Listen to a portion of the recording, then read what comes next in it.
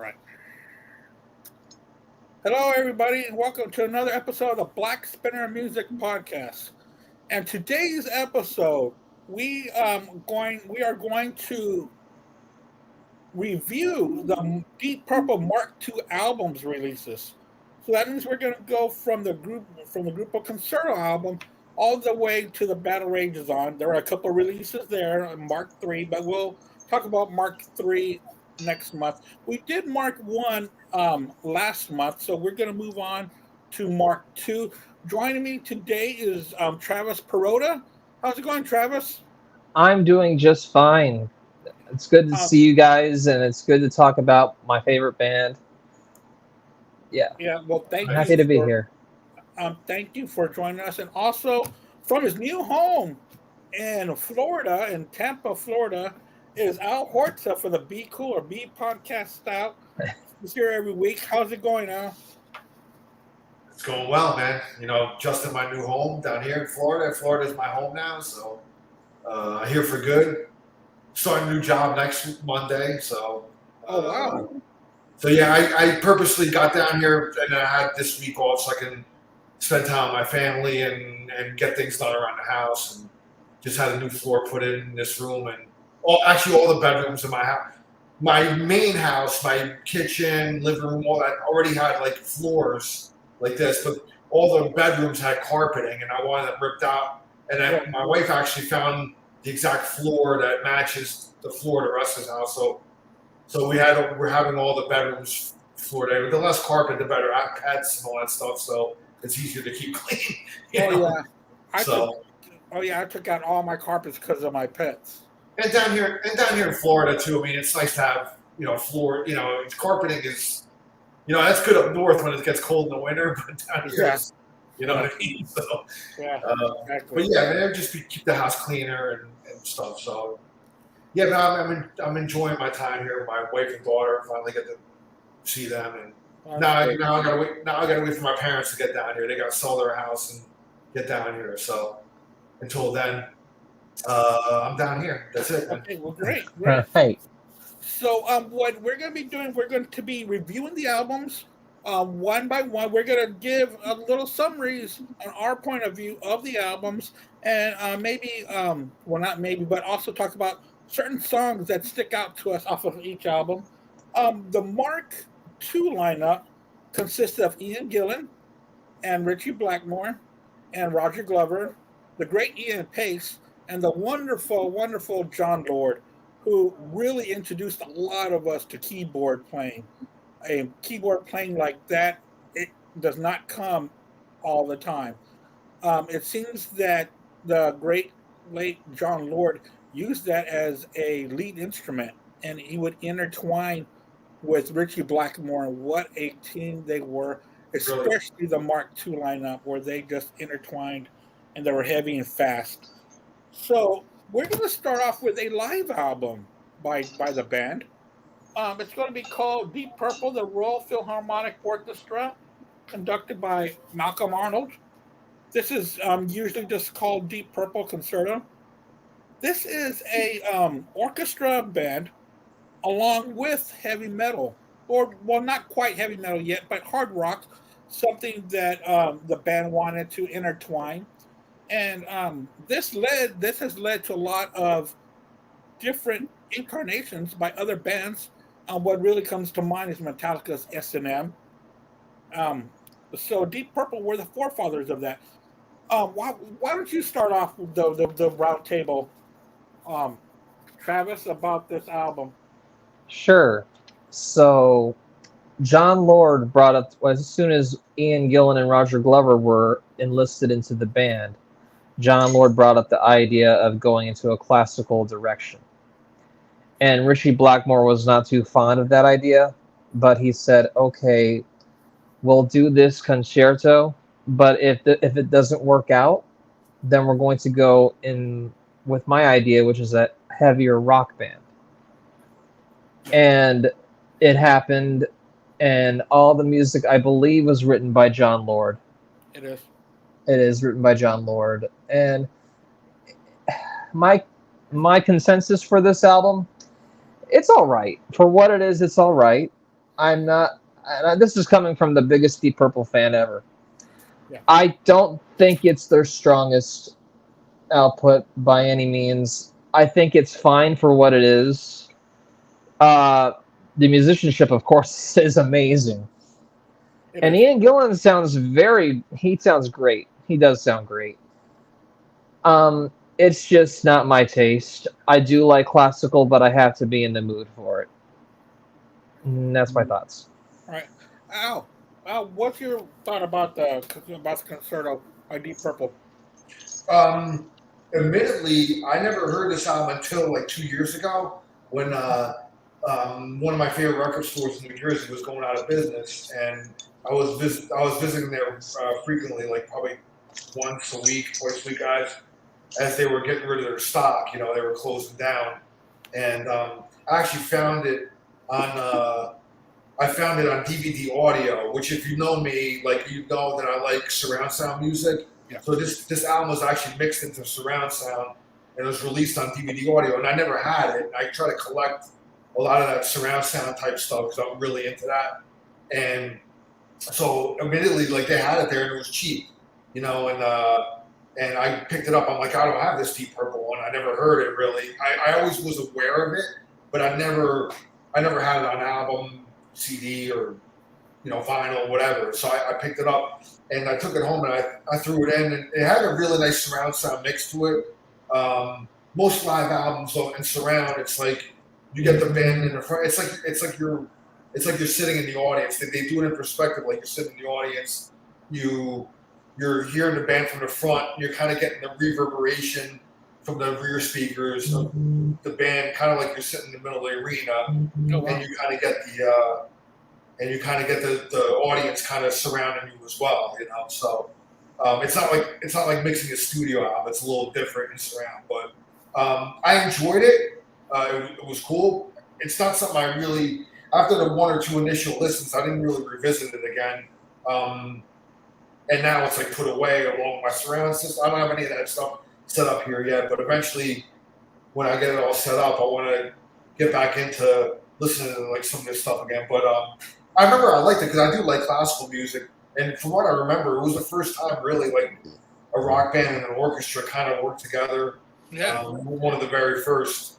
And I guarantee you, the whole Metallica S&M thing was because Lars is such a huge Deep Purple fan. He was probably like, yeah, I want to do something like that, kind of emulate my heroes a little bit, kind of bring it in a more modern era, So I guarantee you that was in the back of his mind, one of his ideas. So Congress is laughing because he knows I'm right, because Lars is a huge Deep Purple fan. That's like one of his favorite groups. Yeah. I think it was like the first group he ever saw in concert. Oh, wow. Where his dad took him to see them like when he was a little kid or something. So I think Fireball was his first album, if I remember correctly. And he inducted them into the Hall of Fame. Yeah, and he had a purple suit on. Yeah, I remember that. So I mean, so yeah, it was a cool listen, but it's not something I'll probably revisit a lot, But it's cool, that it just shows you, like, John Lord was a very, very talented guy, songwriter, and for him to do like a classical piece, like that is really shows you the depth of his writing. So, Yeah. I remember when I bought this. I had bought this probably about over at least 10, 15 years ago. And it was when I was just starting to... I'm gonna step out real quick. I'll be right back. Yeah, sure. I was just starting to collect Deep Purple. So when I got this, I threw it on, and it kind of jarred me a little bit. I was like, wow, that's kind of weird. But it's not... when I listen to Deep Purple, it's not one that I throw on. But I do throw it on more than just a couple of times. I've heard it several times because I really do enjoy it. I like the classical pieces, especially when John Lord and Blackmore break in with their unrespected instruments, and it really turns up the heat on that. So that's why I really enjoy that album. It was released by Warner Brothers initially, so just to hear it, it's pretty damn cool. I know what Al's talking about the surround sound, which is really cool as well. But I do like the album. I think it's very brave for them to do something like that back then. And then, there was a lot of stuff back then in '69 where the music was changing and shifting. It was getting heavier, and the psychedelics were just the psychedelic music was going away. You were having bands like Yes and Genesis coming in, starting off, and maybe throwing classical stuff in there by keyboards when Deep Purple went the full orchestra. So that's what I have to say about that one. And I since I'm sorry, go I ahead. oh, I agree. And speaking of like I think that would have been a better idea. Well, maybe or maybe not release the concerto like after a couple of albums with that lineup. And an example of a band releasing 2 albums or more before releasing a concerto album, to me, a great one is Procol Harum live in concert with the Edmonton Symphony Orchestra. Mhm. One of the best version of Conquistador by far. That is awesome. With Robin Trower, I think that is Robin Trower, right? I think it is, or maybe he left the band at that time. But have you guys heard of that one, the Procol Harum live with the Edmonton Symphony Orchestra? I never heard that one, man, but I'll check it out. I've got Yes, it, it's but I great. haven't heard it yet.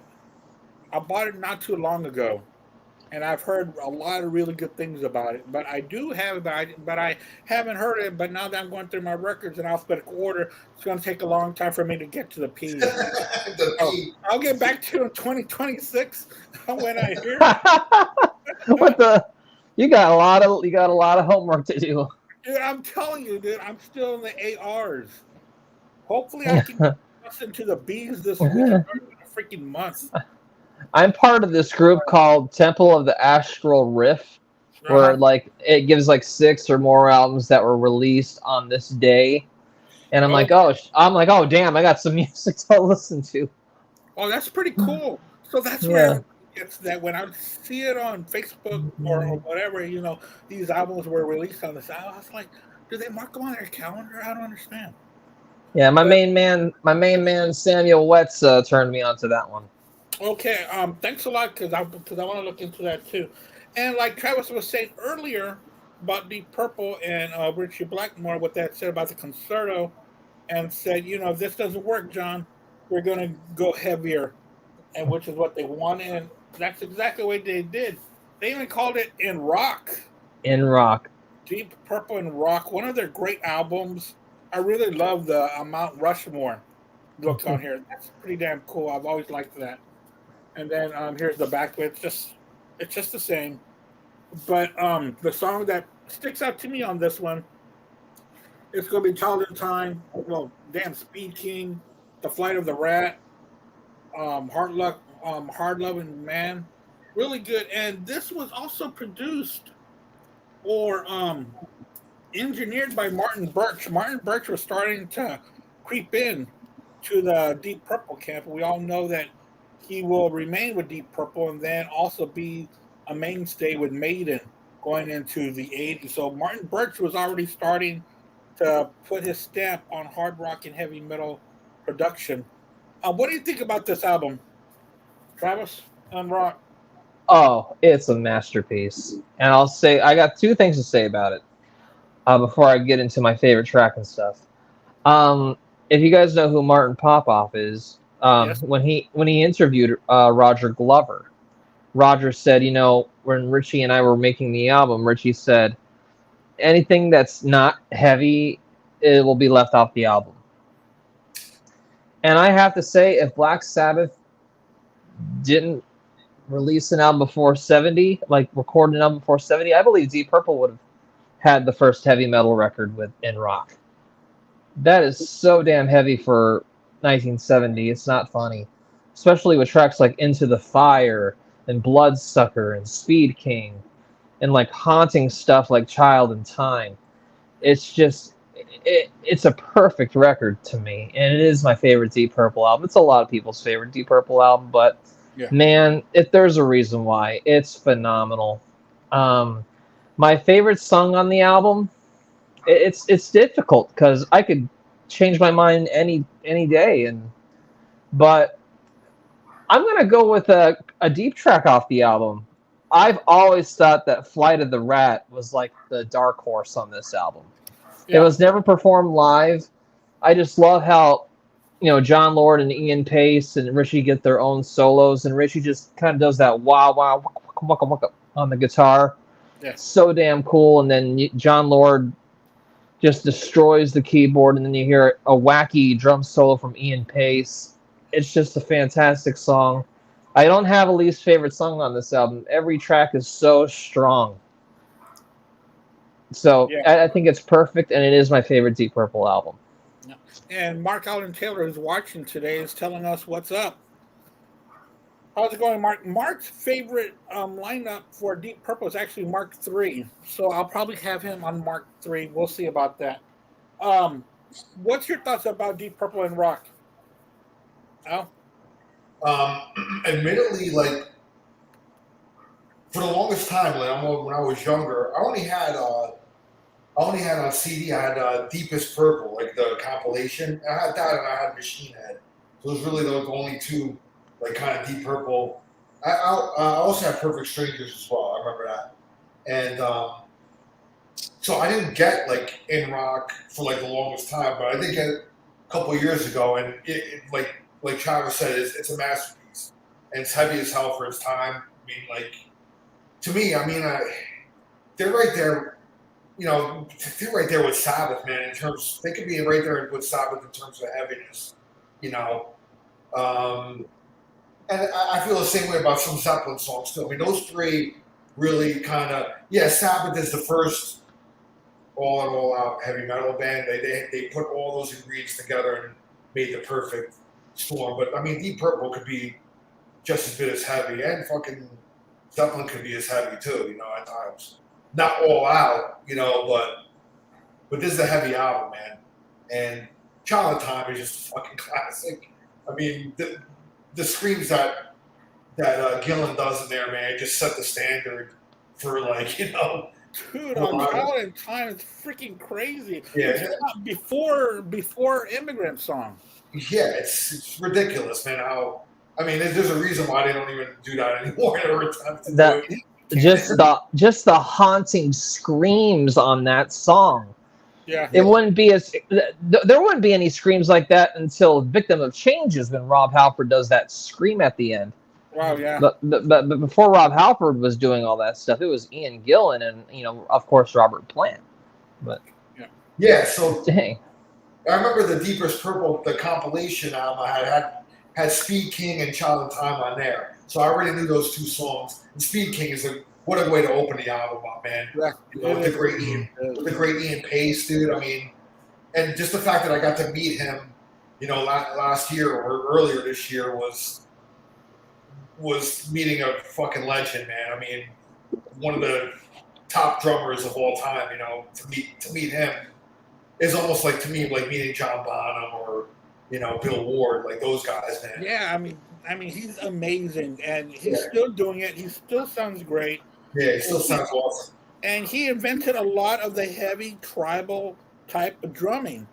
Yeah, it's amazing, man. And I got to say about Speed King, it pissed me off on one of the albums where they cut the intro and go right to Ian Gillan saying, "Good golly, Miss Molly."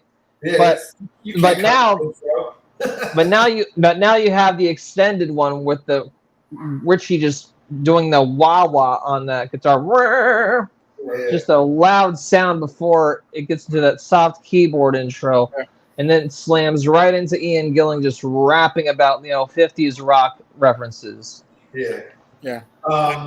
Miss Molly, it's just so heavy, and the thing is that it just shows the talent that this band had to change so quickly from what they were doing with Mark I, and just knowing that they had the chops to do more, and they did do more with it, and they introduced a whole new, I don't know if I want to say they introduced, but they're a part of the introduction to what we know as hard rock and heavy metal. They sure are one of the forefathers, along with Sabbath and Zeppelin. And I gotta say one more thing about Hard Loving Man, the last track on there. And it was brought to my attention. I don't know if you guys know over at Sea of Tranquility, Butch Jones. Right. And he's got his own the butcher shop page. I'm part of that. And he's always very knowledgeable about music. And there was always this debate about who did like the first kind of gallop, like kind of riffing. The gallop that Maiden made famous for them, you know, and he pointed out that Hard Loving Man, going all the way back to 1970, has that gallop in it. And I went back and listened, and shit, man, he was right, dude. I mean, I refreshed myself with that track, and that's got to be one of the earliest heavy tracks that has that sort of like Maiden gallop in it, where Maiden would take that and make it their trademark. You know what I mean? Signature sound, which is starting to get a little thin. Agreed, and thrash, early thrash too. Yeah, exactly. Early thrash, and you know, people talk about Stone Cold Crazy from Queen. I mean, that is a proto thrash song, and I would also say The Sweet with Set Me Free. But to me, it started with Hard Loving Man. Yeah. So I wanted to bring that up, man, because Butch had brought that up, and I'm like, shit, man, you're right. I went and listened to the track, and I was like, I can't think of anything. There might be something maybe earlier than that, but who knows? I mean, it's not could probably be as heavy. I kind of brought up and it's not hard rock, but I mean, it was rock in the 50s. There was and I can't think of the name of the song right now, but it was used in La Bamba.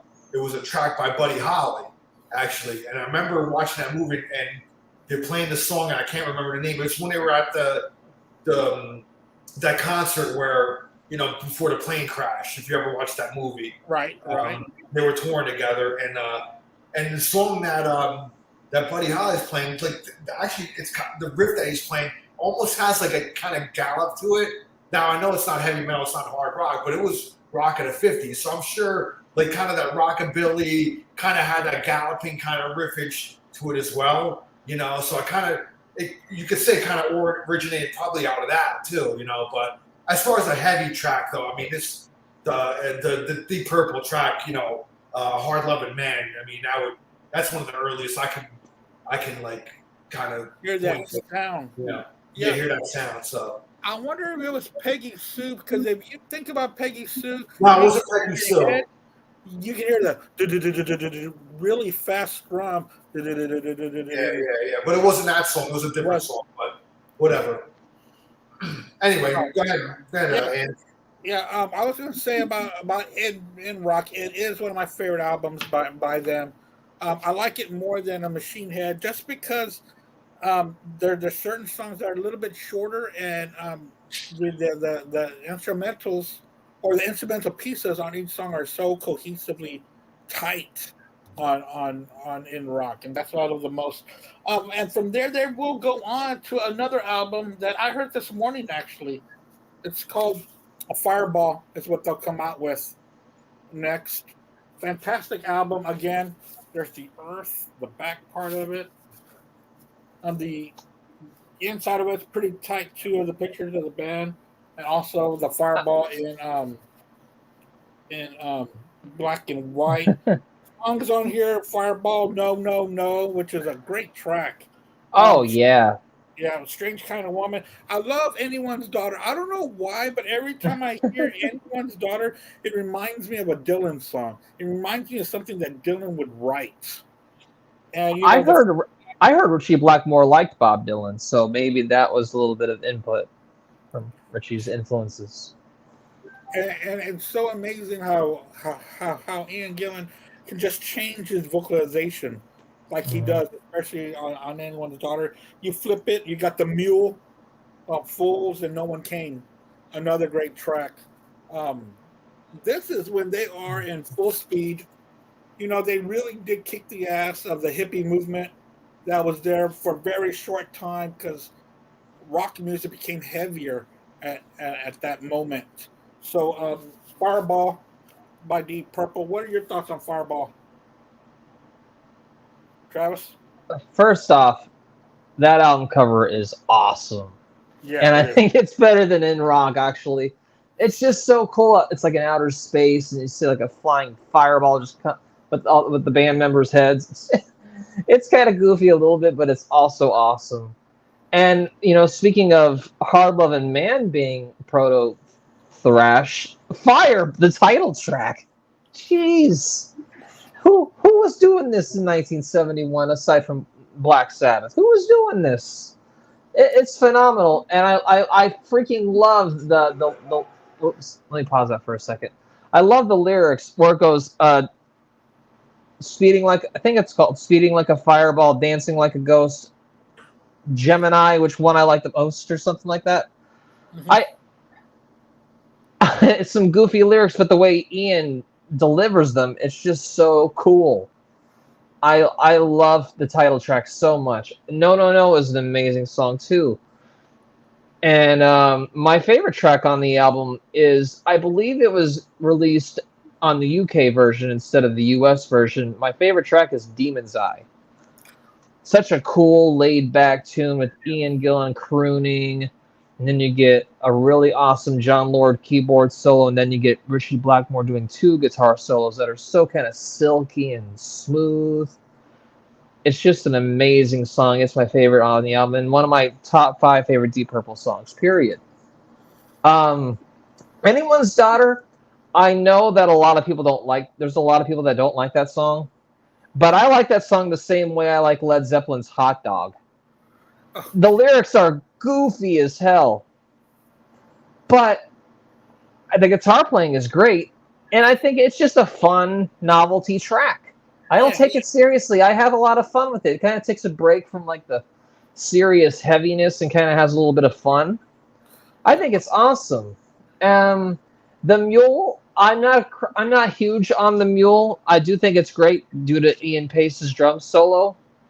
My second favorite track on the album is No One Came. I love No One Came, where it's just Ian Gillan kind of rapping about random ass stuff, and where it's like, I want to look like Robin Hood. It's just so cool. I love that tune. It's so heavy. I think it's a great album. I don't think it's as great as In Rock, but it's still a strong release, and kind of a appetizer for the next one that's about that were to come out afterwards.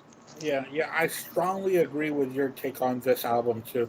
It's not as good as In Rock, but it's still a fantastic album, which just shows what it was sandwiched in between. What do you think, Al, about Fireball?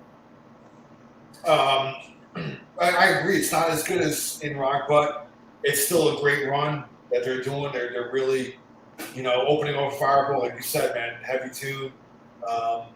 Demon's Eye was on the that Deepest Purple compilation as well, so I knew that song. Again, I didn't have this album until, not too long ago. But the Mule, I always loved because of Ian Pace. I love him as a drummer. I think he doesn't get name checked enough, man. Everybody's always all about Bonham and Neil Peart, things like that. But I think Ian Pace should be in that conversation more as well. He's definitely an innovator, and the guy kicks ass, man. You can then you want to start doing that more for Ian Pace. I think what's that? Talk about him more. Yeah, we do, man. I think the guy's completely like, he's, I wouldn't say underrated. I mean, a lot of drummers do respect the guy, so I can't say that he's underrated, but he should just be in the conversation more. I mean, everybody's one of the greatest. That's one of the greatest. You know what I mean? Again, the big three. The Zeppelin and Sabbath and Deep Purple. I mean, every drummer was different in that band, and every drummer had their. This is the days when like these bands have their own personality.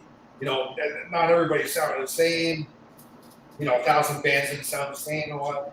Everybody back then kind of had their own personality. I thought it was awesome. But and Ian, man, he kicks ass, dude. It's a great album, man. So that's all I gotta say about it. Great. Thank you, guys. That's a really good take on Fireball, and we really do need to talk about Ian more. And they all had their own different way of drumming. All three bands, when you're talking about Zeppelin, Sabbath, and Deep Purple, they were all completely different. They had a different style guitar player, a different style of singer, a different style of bass playing. Just everything was different. the all the camps were different. You know, they had different producers, and they did things differently. So now we go to one of the greatest heavy metal albums released. I am talking about Deep Purple's Machine Head. Again, another odd looking album cover. Guys, what a great sense of humor. The songs on here, it's going to start off with a great Highway Star, man. You know, me and Mark Taylor last week, we were doing songs about cars, and I wanted to talk about Highway Star so bad, but you know me and my rules, it didn't fit in the title. So maybe I'm a Leo, which I think that's a track that Al likes a lot. Pictures of Home, Never Before. Then you flip it, you get the Great Smoke on the Water. I know people are tired of it, but people might be tired of it because it's a great song everywhere you go, and everybody wanted to learn that riff that was starting the guitar. Lazy, and then the great Bass Truckin'. So, Deep Purple, Machine Head, one of the great albums ever released. All right, go for it, Travis. All right. It's just another perfect album. Obviously, I do like this one more than Fireball. The two hits off the album, well, three hits if you count Space Truckin'. Highway Star, Smoke on the Water, and Space Truckin'. I don't care how much they're played on the radio. They deserve to be played on the radio as much as they want. Yeah. They're masterpieces. Highway Star is the greatest driving song of all time to me. I put that up there with LA Woman as the greatest driving song ever. Oh, nice. Maybe I'm a Leo. I used to not like that song that much, but it grew on me, and now I love it. Pictures of Home. I've always loved that tune. Great tour de force for Richie Blackmore's guitar soloing and John Lord's keyboard work. Never Before. That's the dark horse on that album for me. I love that tune. That should have been a hit actually. Never Before. It has such a catchiness to it. I think that should have been a bigger hit. Smoke on the Water. Nothing needs to be said about that song. That's just influential, and it's just a great song, well written, well composed. And Rishi basically took that chord from a classical piece. Lazy, I love Lazy, and Ian Gillan. Ian Gillan's a pretty good harmonica player. He's pretty damn good on that song. I love that. And Space Truckin' is awesome, even though I kind of wished they extended it a bit and used it and do what they did with the live version and put it on that album. Just imagine if the album ended that way instead of with that kind of Space Truckin' just fading out. Yeah. I think it's a fantastic tune. The lyrics are a little bit dated, but I won't stop that from being a masterpiece. Yeah. What do you think, Al? Classic through and through, man. I mean, I had this album since I was young, man. I mean, Smoke on the Water is actually not the first riff I ever learned, but it's one of the riffs I learned on guitar. That's like Guitar 101. You got to learn that. But I probably it's awesome. I mean that is the reason why it's one of the greatest songs ever. And I probably played it wrong, just like a million other guitar players did. Yeah. But Highway Star, I agree with. Yeah, there you go, man. Beautiful. I wish I had my stuff out. It's still in boxes. But Thank you. Highway Star, I agree with Travis, man. It's one of the greatest driving songs. I mean, if I was making a driving compilation, that would probably be the opening track. Right. Yeah.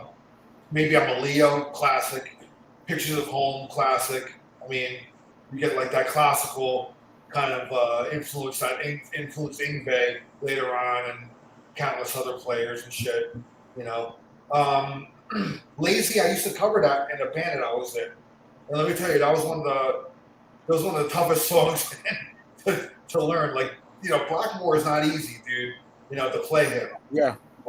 And I probably hacked my way through it anyway, but it never really sounded right. But it was enough to get to get the point across. You know what I mean? But that was a fun one to play though. I love that song. And Space Truckin', that's another great one. Love the riff in that. And I mean, just top to bottom, man, you can't. This is one of those albums where, like, it's like if you're not a hardcore Deep Purple fan, that's the one album that you're gonna have in your collection. If you're gonna have an album in your collection by them, that's usually the one. Just like Paranoid by Sabbath, and, Zeppelin 4, things like that. I mean, when casual fans have an album by a band, this is the one that they would have. You know what I mean? But it's a classic because every note rules on it, dude. It's like you can't deny it. No matter how many times Smoke and Laws we play on the radio, and here in America, sometimes radio sucks here in America, dude. It's like they have more than one song, dude. You know what I mean? Exactly. We've been talking about them. Yeah. Yeah, but I guess when you're Deep Purple or wherever, and Richie Blackmore, and I'm sure he doesn't mind every time that song gets played because he gets paid. Every band wants that one or two songs at least, so, and they have it. But yeah, I mean, Deep Purple's not as big here in America as they are, the rest of the world, man. They're not like Zeppelin or Sabbath here, which is a shame. I mean, more people should really dive deep into their catalog, And admittedly, I didn't dive deep into their catalog until much later on in my life, dude. I kind of knew the hits and knew like compilations or whatever, but I started expanding myself and getting the catalog, and it's dude, they're such a great band. And I could see why, Yngwie and Lars and all them guys like worship this band because they're great, So that's my take on it. Yeah, they really had a great influence among the hard rock and heavy metal musicians that have made it bigger than them. But people who know Deep Purple love the band. Now we're gonna turn a little bit off the studio albums and talk about one of the greatest live albums ever made. Deep Purple, made in Japan. Woo! Double album. Hell yeah, dude. I want to say, even though a lot of live albums were double albums in the 70s, I can't think of one that came out before a double live album than this one, because this was, 72? What about Live at the Fillmore, Allman Brothers? Was that a double live album too? Yeah. Yeah. Okay. Yeah. It came out about the same time. Okay. Yeah, but you're right. That one was first, though. Yeah, most of the live albums before this a lot of them were just single albums, Right? The what now? A lot of the albums, that's a double live album, but a lot of the live albums that came out before that mainly were like just shorter, like single albums, I think.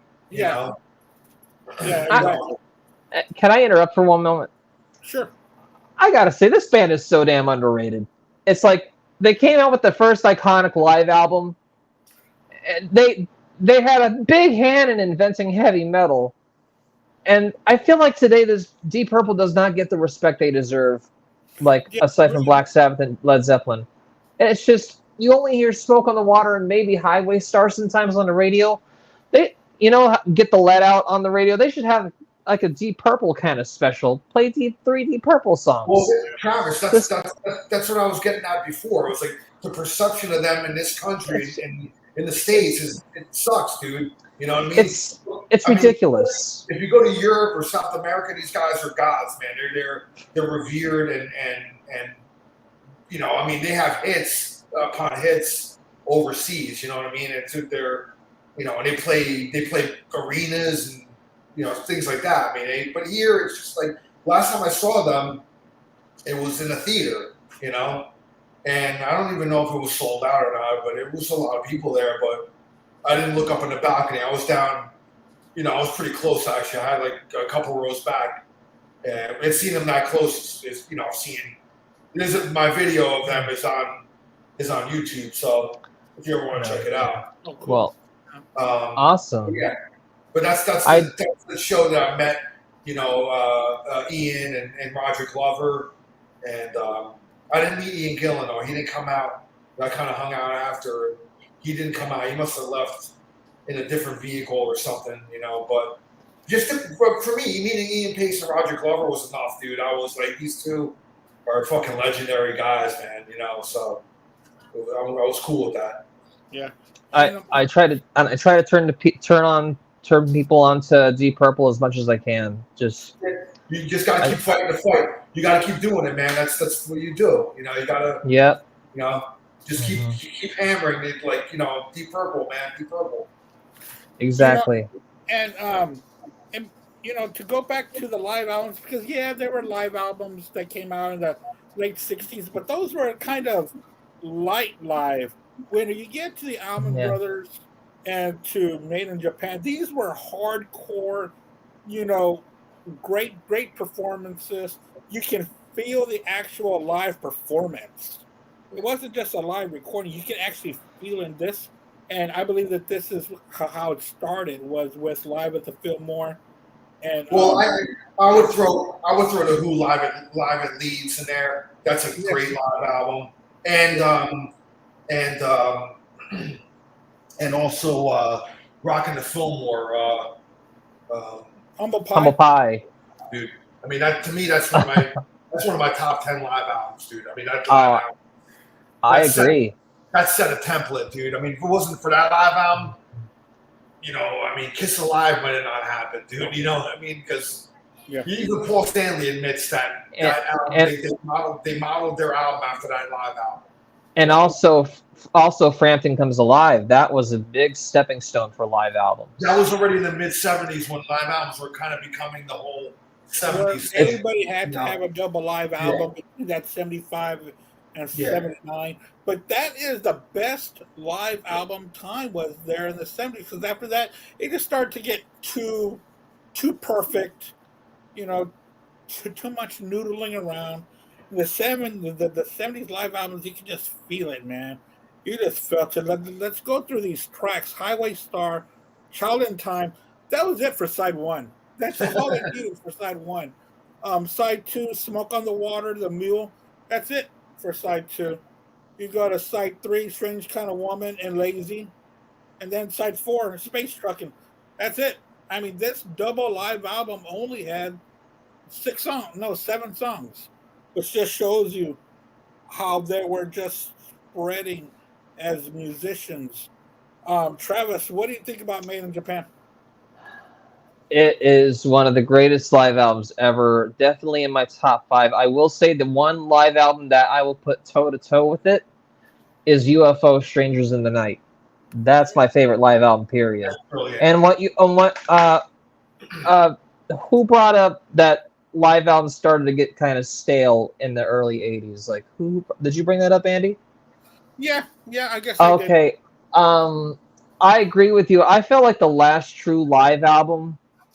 Well, it wasn't. I don't think it was recorded in the studio or not. But Exit Stage Left to me felt like the last true live album. I'm not a fan of Live After Death from Maiden. I'm not a fan of that album at all. I like Made in Japan more from Maiden, but I feel like Exit Stage Left was like the last true live album.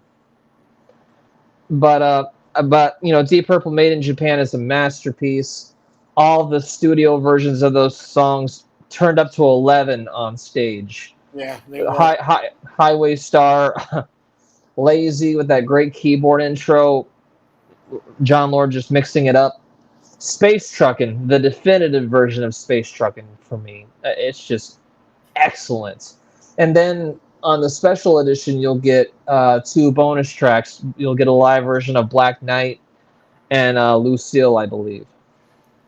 Okay. Yeah. And I forgot to bring that up. Black Knight, which should have been on In Rock. That's a great track too. Just throwing that out there. And also, there is a live album that came out kind of recently. It might have been a couple years ago, but it's Deep Purple live in Copenhagen in 1970. And oh my God, that is a fantastic live album. They've had a lot of great live archival releases put out, man. Deep Purple, when they rehauled their catalog and put a lot of that stuff out, man, they put out some great shit, dude. Yeah, they really are. And that Copenhagen is one of the first ones to come out, and woo, Man, And it's almost 3 hours of just greatness. 3 hours of greatness. and, Can you believe and it? my favorite live version of Deep Purple is on that. It was like on a British show called, I think it's a British show. It's called Doing Their Thing, Huh. where they perform Speed King and Child in Time and Wring That Neck and Mandrake Root. And Oh, Richie Blackmore just all over the neck. And I'm like, is he like getting possessed on that stage or something? It's just out of control. And that's my favorite live performance of Deep Purple. But Made in Japan is just phenomenal. That's all I got to say. yeah. And if you guys want to watch Deep Purple, they've got some really good live performances on YouTube. Just look them up. You'll see some amazing stuff from the band. Al, what's your take on Made in Japan? Oh, I agree with Travis, dude. One of the greatest live albums. The thing I love about Deep Purple live, especially in that era, man, is that you talk about Allman Brothers being a jam band. Fucking Deep Purple was a fucking jam band, dude. They love to Heavy stretch. jam band. They can fucking jam, dude. Like honestly, stretch out the songs and just go completely improvise on things, dude. That was the beauty of those bands in the '70s, man. Everything, like when you go see a band now, everything has to be so strict with like the light cues and this and that, and you have to be like set timing. I mean, none of that shit, man, mattered in the '70s, dude. It was just like put the spotlight on them and let them fucking play, dude. Blackmore just doing his thing, man. Ian Pace just doing his thing. They just vibed off each other. They can extend the song like 10, 11, 12 minutes, dude. I mean, they just vibed off each other. Same thing with Zeppelin. Same thing with Sabbath back. I mean, I'm a big avid bootleg collector too, and I was a friend I had. He was one of the first guys that introduced me to bootlegs. I mean, going back to the '80s, before any of that. You had to trade with people, mail trade people like bootlegs and shit like that. It wasn't no internet, none of that. But he had like a vast collection. He had Zeppelin, he had Deep Purple, all sorts of stuff, man. He would like let me hear these bootlegs. Like these live albums that the bands put out. They do polish them up a little bit. You know what I mean? They cut out like some feedback here and there, whatever to make it polish it up a little bit. But when you hear these bootlegs and they're raw, dude, you can hear the fucking bands. You can hear Blackmore hit a wrong note, or like it doesn't matter, dude. It's just part of the charm, it's part of the live experience, and I think that's so lost nowadays, man. Everything. It really is. Bands are just too professional, dude. It's dude. Don't rehearse so much, bro. Fucking jam out, man. You know what I mean? It's like I don't know. That's just my take. I love going to a show and there's mistakes. You know what I mean? So. I mean, man, it's rock and roll, man. Boy, yeah. And speaking of rock and roll, my good buddy and our good buddy as well, Will Toth, sent me this cassette, man. It was Deep Purple. She said "Burn" for the 1974 Ontario. Oh yeah, that was the inaugural California Jam. That's the California Jam. Yeah, that's where. That's the Coverdale Hughes era, but that's where he blows up his amps and fucking just stomps and destroys his guitar, throws it out the audience. I mean, that Blackmore's like hitting the camera, the camera and shit. It's just ridiculous, dude. But dude, they jammed on this one, and the reason why I bring it up is because they stretch out "Smoke on the Water" is on here, "Burn" is on here, "Mistreated." And Lazy, You Fool No One, The Mule, and Space Truckin'. Yeah. Along with David Coverdale, of course. But, Mark III is all right, but I love Ian so much. But, dude, you still got Lord and Blackmore and Pace, and just phenomenal. But we were just talking about Made in Japan. We all talked about it. Not only was that album great, but it opened the doors to so much more live albums in the '70s. and they will come out with their last studio album for a while, unfortunately, and that's gonna be Who Do We Think We Are? Yeah. One of again, they kept the train rolling on these albums. This one maybe to a lesser degree. I don't know why. Maybe because of the release of Machine Head and Live in Japan, and then this one came out. And but the musicianship on this one once again, and also Woman from Tokyo, Mary Long, Super Trooper, great track, a smooth dancer, Rat Bat Blue, Place in Line, and Our Lady. And what's pretty cool at the inside of this, all these different newspaper clippings and different headlines. It's pretty cool. It's a pretty cool read of what the media was saying about the band at the time. But who do we think we are? Travis, who do you think you are? What do you think about it, man? I'm going to give a very unpopular opinion about this album. I think it's better than Fireball. And I know that I'm going to get some stares from some Deep Purple fans, but I just think this album's stronger. Woman from Tokyo is a great classic hit. I love that song. Opener too. Mary Long is such a cool kind of groove and tune. Super Trooper, oh my god. That is such a killer tune with those kind of echoey parts from Ian before the chorus hits. Smooth Dancer rocks. Rat Bat Blue, that's my favorite song on the album. Oh my gosh. Rat Bat Bat Bat Blue. Oh man. Place in Our Lady is probably my least favorite song on the album. It's not a terrible track, but it's kind of like, I mean, after Place in Line, I could just end the album. And there's an outtake called Painted Horse, which I thought would have been a great addition to the album. And I think it's a great record, but at that time, of course, Ian and Gillan and Richie Blackmore were butting heads, and the members of the band knew that Ian Gillan's time in the band was going to end pretty soon because the fighting was just pretty damn bad. And why were they fighting? I mean, were they trying to get control of the egos? Okay. Egos, and when Ian Gillan left Deep Purple, Richie's like, well, since Ian's gone, we really don't need Roger Glover either.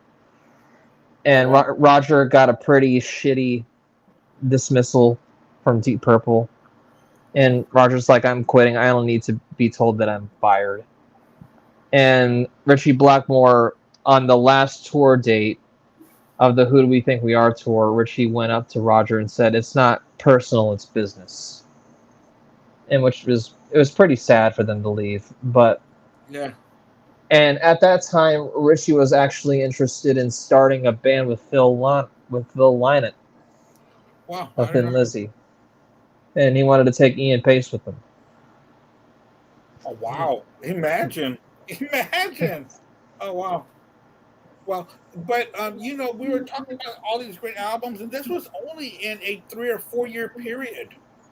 It's not like it was a long period. I mean, there were boom, boom, boom, boom, and touring the world and playing. Right. That's the way bands worked back then, man. Yeah, man. And they didn't stop. And it's not like, oh, well, this album wasn't that good because we were tired. Hell no. We're gonna give it all we got. So that's a good point about this album. It was sad that these bands let business get in between a creativeness, but money and egos is what ruins bands. That's what ruins our dreams of these bands lasting forever. Right. What do you think about this album, Al? Yeah, I think the burnout. I think you could sense that they were getting a little burnt out. I think with this album, for me, it's a step down.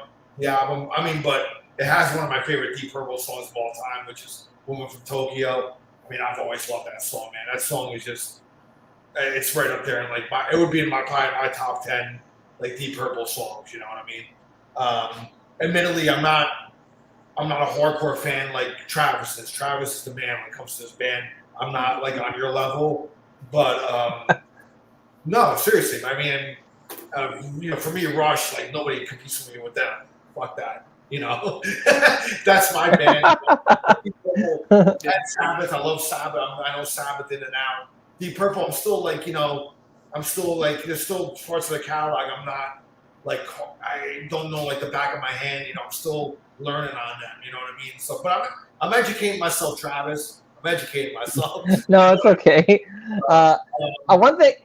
Admittedly, I don't know this album very well anyway because I don't really know a lot of it. I know Super Trooper is a great song. That's a good one. I really love a lot. Rap at Blue is cool.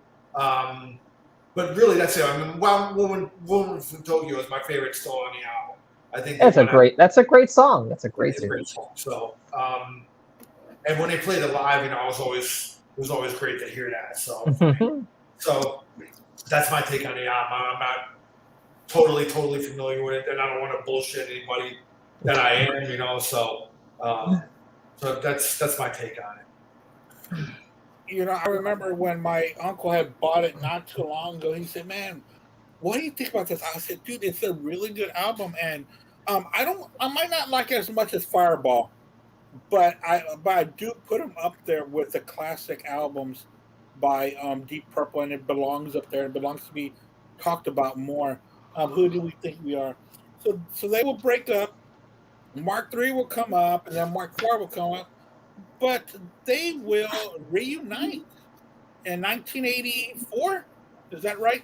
When this came out, and it was so funny because Al was traveling from Jersey to Florida, and he had a bunch of cassettes with him, and this was one of them that he heard on his drive. Dude, wasn't that drive in Virginia just the longest drive you've ever? My God. I remember I traveled through Virginia, and I never knew it was that big of a state where it took almost all day to get through. Well, I took actually, I didn't take 95 down. I took Route 81, which takes you kind of out west in Jersey, then through into Pennsylvania, then down. So you kind of go on the outside. You're not going like 95. You're going kind of like through the outside. Virginia didn't seem that bad. I mean, it was. And I broke the trip up in two halves. I mean, I went to North Carolina. I stayed at my cousin's house overnight, so it wasn't a straight drive all the way through, which is the way I wanted it anyway. So I had my two playlists from Jersey to North Carolina. Yeah. And dude, I took advantage of my dad's cassette player, and I had a fucking big box of cassettes on the seat next to me. Awesome. I'm like just picking cassettes out. This is good. And I thought it would be cool. It'd be fun to make like a playlist, what I listen to on the way down. And, when I got up early in the morning from North Carolina, because I left my house in New Jersey at like 3:30 in the morning. So it was like, so I wanted to drive, through the early morning into, so that way I can get to my cousin's house. I got to his house about, I don't know, probably 1 o'clock in the afternoon. So, no, even before, like noon, 12:30, something like that. And then when I left his house, it was early in the morning. So I'm like, you know what? A nice drive in the dark, man, deserves some blues. So I threw on some Stevie Ray Vaughan, and I vibed to him, going in. I don't want to just start off with like some headbanging, at 3 o'clock in the morning. You know what I mean? So I thought some Stevie was like perfect for like the drive. I love Stevie Ray Vaughan. Dude, he's awesome, man. I mean, I got to see him live once, fortunately, opening for Robert Plant in 1988, and I'm glad I did, because he's no longer with us. But back to Deep Purple, it was another one of the Deep Purple. What was the compilation that I threw on there? I think it was like Knocking at Your Back Door or something like that. Which is kind of like has live. It's like a live compilation or something. So that was a good one to throw on. So. Yeah, so anyway, that's what I had on my drive. Yeah. Well, this is what Al had showed that he was jamming out to on cassette. Deep Purple, Perfect Strangers. Woo! No, it wasn't that one. It was the Knocking at Your Back Door or something like that. Is it Nobody's Perfect? That's it. Nobody's Perfect. Nobody's Perfect. Sorry. Yeah, that was the one that I was jamming out to. It wasn't the Perfect Strangers one. Oh, That's a great live album though. But still, man, Perfect Strangers. Yeah, the live album. It's live album. So, but yeah, that's a great one there. So my introductory was all wrong. That's okay, man. But I do love the state of Virginia, but I didn't know it was so long, because when I drove it, I had driven straight from Philadelphia down. Yeah. And man, woo. But it was a great drive, though. It's a beautiful. So you drove to like DC and all that stuff, right? Yeah. Yeah. See, I bypassed that the way I went. So anyway, back to Deep Purple. Deep Purple, Perfect Strangers, the comeback album for the band. Yeah. And I have to admit, I was not the biggest fan of this album until recently. I loved Side 2. I think Side 2 was more of Deep Purple era that I love. But recently, I really liked Side 1 as well. So this has turned out to be a complete album for me. There's the back with the band. So Perfect Strangers, their comeback album, the Mark II, the Mark II years. What do you think about this one, Trav? I love this album. I would not put it in my top 5 because there are a couple songs near the end. To me, it kind of loses a little bit of steam. Oh, wow. Near the end of the album. But maybe I just haven't spent enough time with it. I mean, I do love the album, but I don't revisit it a lot unless I'm listening to like Knocking at Your Back Door or Under the Gun, Nobody's Home. But I think it's a great reunion album. There's no doubt about it. Knocking at Your Back Door, what a great opening track. And a total what the F music video. It has like a Mad Max kind of feel to it. But I do love that song, especially with Blackmore's guitar solo near the in the middle and in the end. My favorite track on the album, I'm gonna go with the title track. I think it's just a great tune. I like the end where Ian Pace's drumming at the end is really cool. Yeah. My second favorite track would be A Gypsy's Kiss. I love that song very much. It's a great album. It's not one of my personal favorites. Right. Well, of course, it came out in '84, so they had to keep up with the trends of what was coming on, and the production was a little slick on it. But I had really come to enjoy the album. What do you think about Perfect Strangers, Al? I always enjoyed the album. I think it's when you talk about the great comeback albums, I think it stands up there as one of the really strong comeback albums for bands that have been away and come back. We could probably do a whole show on that topic. Yeah. Knocking at Your Back Door, man. I always love that song. Great. I mean, the opening track, and and then Side 2 with Perfect Strangers. With the like Trav was saying, like Pace is like really in the pocket, man. Like at the end, man, it's just drumming's just so fucking awesome on there. And Under the Gun, I like that song. I like Mean Streak, Nobody's Home. I do like the album pretty much as a whole. And it was one of those albums that I had probably like when I was in high school. So yeah, I had that one too. I remember when they came back, and Deep Purple was like big again when I was like in middle school, and people were talking about it. Because it's hey, good night. Bye. See you tomorrow. So yeah, I remember they had that like kind of Aerosmith in the late '80s. They had that resurgence, where people were like, listening to them again and going to see them live. I remember seeing Deep Purple shirts and stuff like that. So I didn't see them back in that era though. I wish I saw them in the '80s, man. I didn't get to see them though, but I know that one of the big tours they had was in '88 when it was Guns N' Roses, Deep Purple, and Aerosmith. That was a big one. Oh wow, really? Yeah, here in New Jersey, it was at Giant Stadium, and I missed that one. I had a couple of friends go to that one. I missed it, man.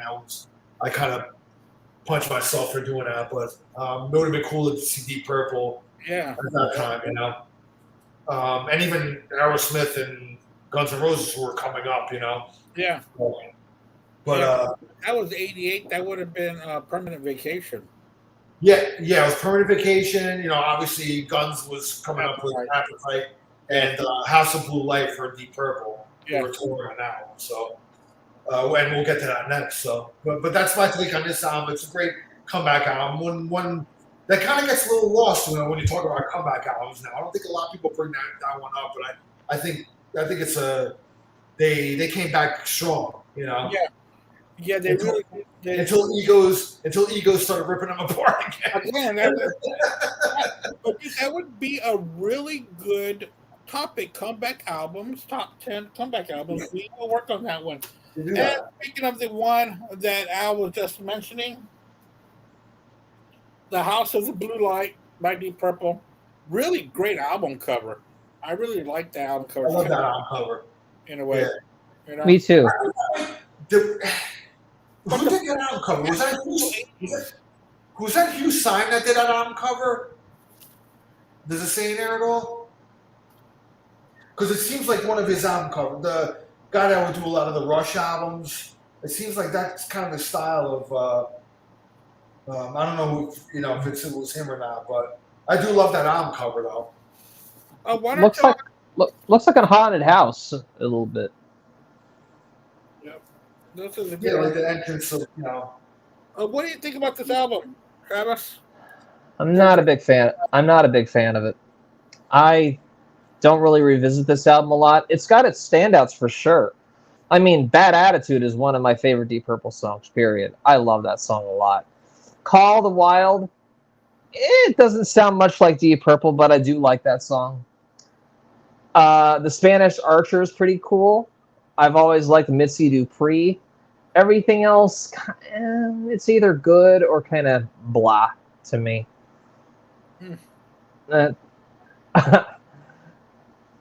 Maybe if I spend more time with it, maybe it'll grow on me. But right now, it's not one of my favorite Deep Purple albums. And I think isn't the name of the album taken from a Chuck Berry tune? The House of Blue Light. I've never heard that track by him, but you are the Deep Purple expert on this panel. So, hi. Yes, you're right. Al, what do you think about this one, man? No, admittedly, again, dude, I don't really know this album a lot. I mean, I never got it, you know. But I mean, I remember Bad Attitude though. I remember that being a single and hearing that on the radio, and I love that song. I think that's a great song too. And then again, Call the Wild. That was a video, I think, as well, right, on MTV. They had a video for that one. So those are the only two songs I really know from the album. So I can't really. I know, like, hearing from Deep Purple fans here and there, I think the album is regarded as kind of a middle of the road album for them. Not the worst, but not like regarded very highly as well. You know, it wasn't as good as Cellar as it wasn't as popular, I guess, as Perfect Strangers or as strong. Yeah, it wasn't. You know, from the impression that I get from that, you know. So that's really all I have for the album. Being honest, it's not one that I usually play at all. For some reason, it just doesn't have the Deep Purple quality that I look for. I think the problem is by the time you get into the late '80s, I think a lot of these '70s bands were trying to fit in with the times, and I think some of them fell flat. And you know what I mean. So trying to be like the slick kind of, you know, by 1988, I mean, a lot of the stuff was so slick and MTV and all that stuff, and you know, a band like Deep Purple was just kind of, I think they were having a hard time fitting in and trying to fit into this MTV era, because in '88, man, all that stuff was blowing up, and you know, they just weren't fitting in at that time. And of course, they will not trash it, but as they move into the '90s and into the early 2000s, they will strip away what was in at the moment and just be Deep Purple again, and which will be great for them. But the next album, the last album by the Mark II lineup, is going to be called The Battle Rages On. And this album made Richie Blackmore never come back. He never came back. But the other guys stayed intact for a while until the great John Lord passed away. But right now, if you go see Deep Purple, you'll still see Ian Pace, you'll still see Ian Gillan, you'll still see Roger Glover, And Don Airy. and There's Don now- Airy, Don Airy's worse now, yeah. yeah, I mean, he's been over for He's been John. with them what, like 20 years now, almost. You Yeah. know, probably 15, 20 years almost. And he had ties with Blackmore and Rainbow.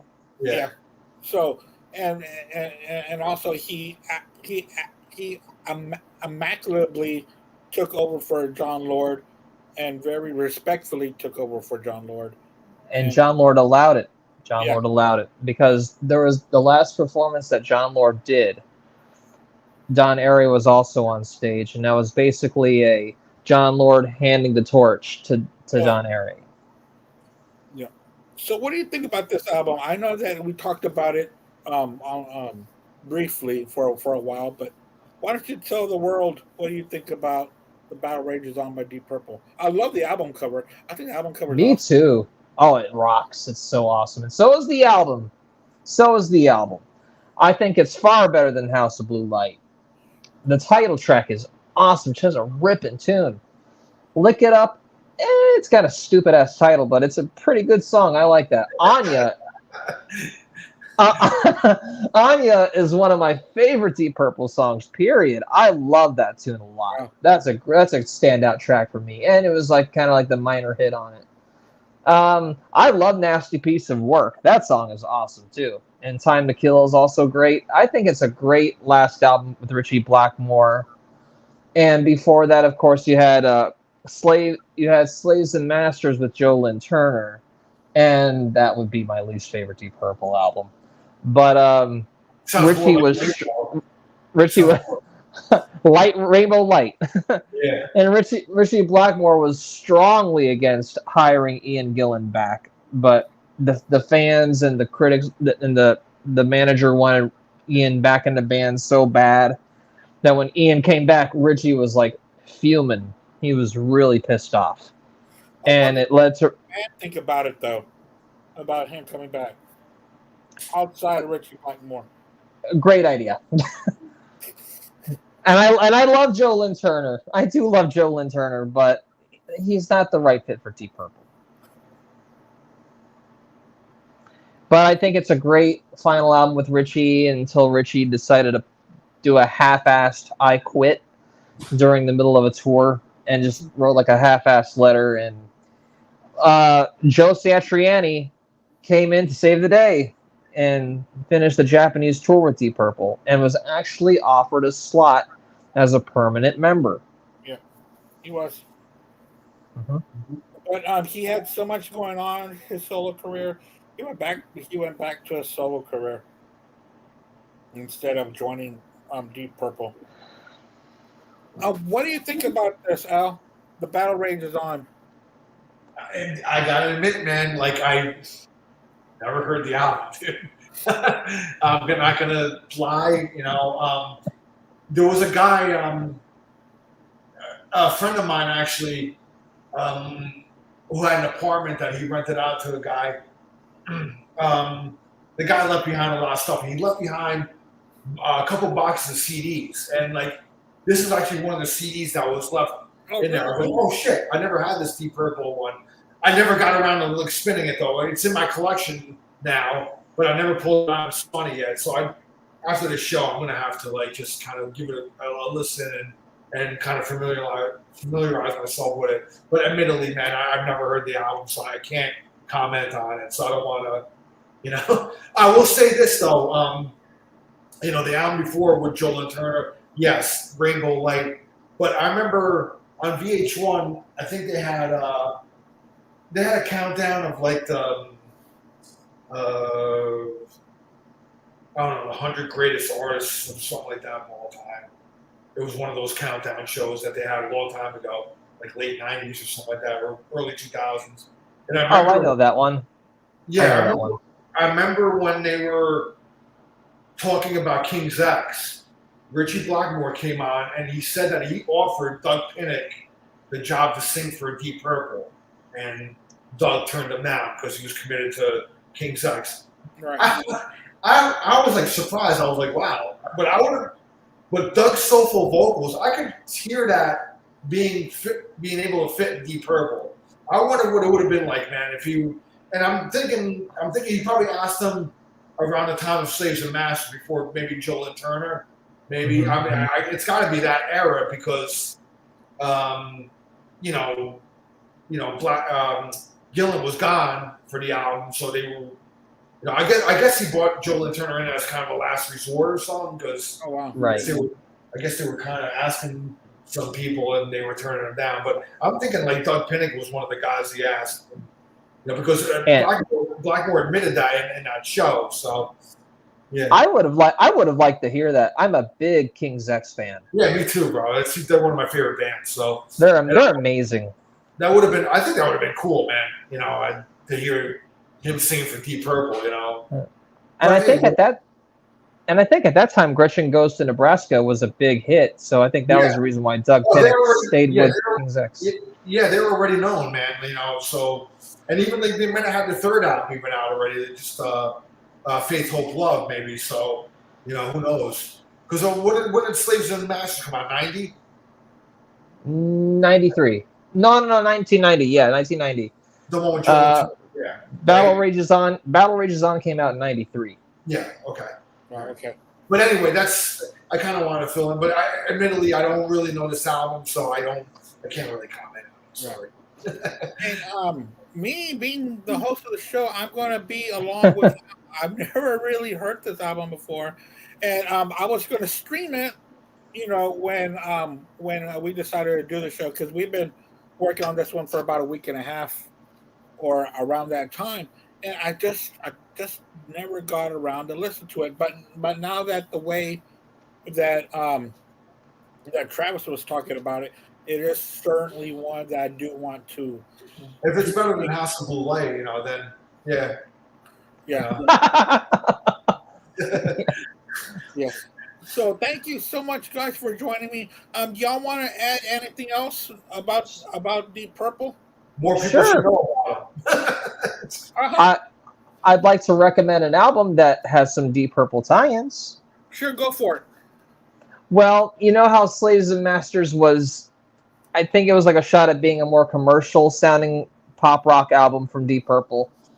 It didn't hit the mark for me, but I think an album that came out a decade before was an even better representation, and I'm going to recommend Rainbow 1979's Down to Earth, which I think is a phenomenal record with Graham Bonnet's first appearance, like his breakout role, It's just a fantastic album with All Night Long and Since You've Been Not Gone as the hit singles, and Eyes of the World's a great epic track, and there's some great deep tracks like Danger Zone and No Time to Lose and Making Love and Lost in Hollywood. I think and Roger Glover, of course, produces it, and it's his first appearance on a Rainbow album.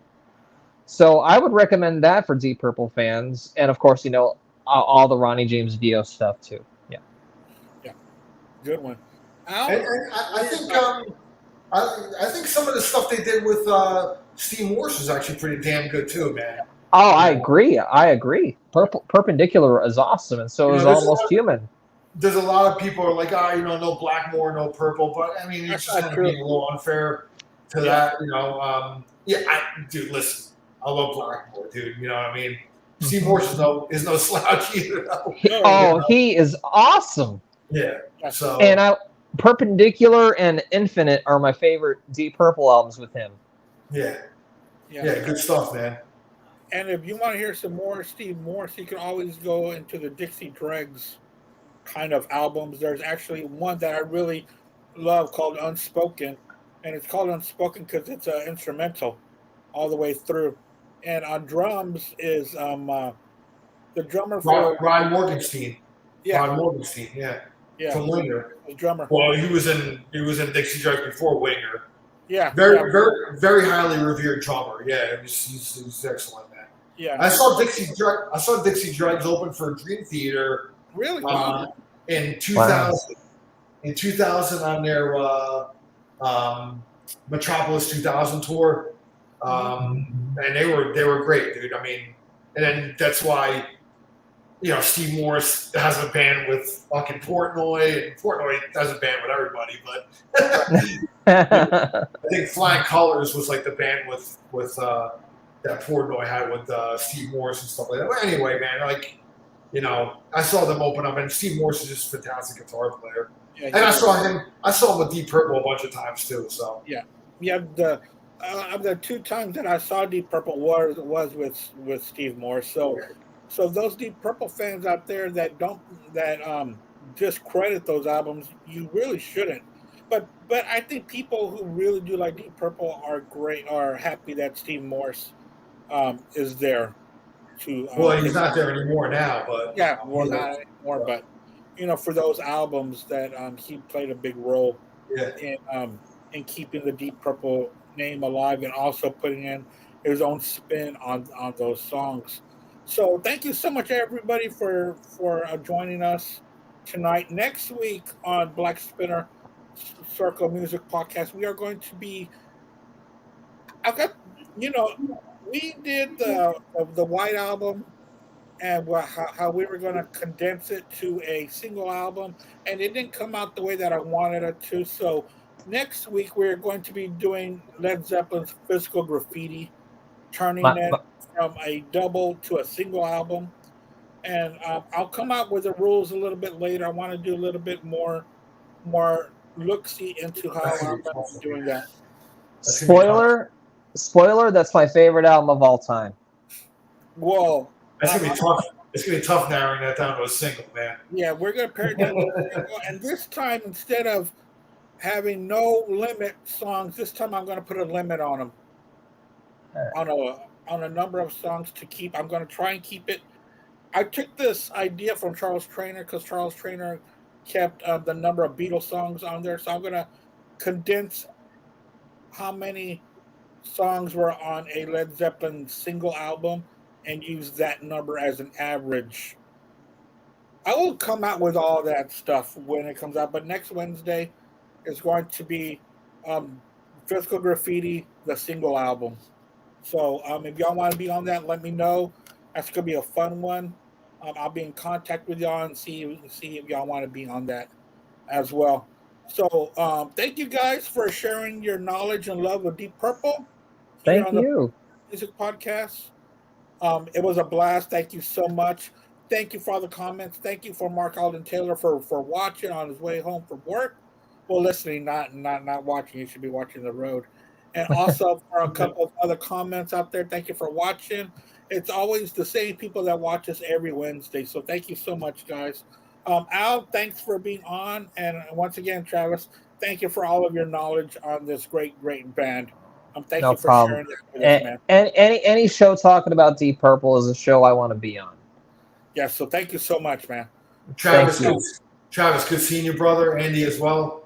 Thank you for having me on. Good to see you, Al. Hopefully we can hang out sometime. I'll come up to Tampa. Hey, dude, man, I'm in Florida now. I'm not too far from you now, bro. Right on. You and me and Edwin could hang out.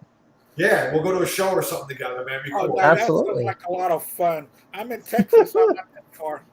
Yeah. It's still right on, guys. Good night, everybody. Thank you for watching, and keep on rocking. Y'all take care, guys. Peace. Bye-bye. Bye.